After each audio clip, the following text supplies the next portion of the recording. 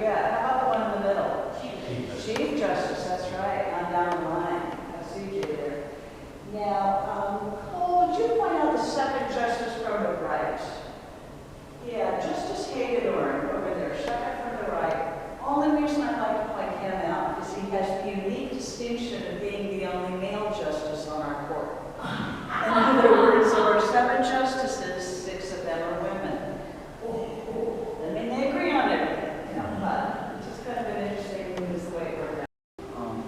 All of the voting within the Senate is all done by voice, so yea or nay.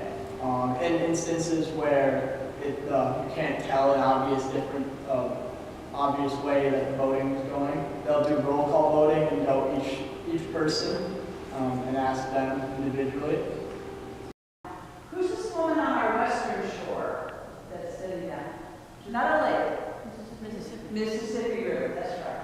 So we've got Wisconsin surrounded by the Mississippi, Lake Michigan, and Lake Superior.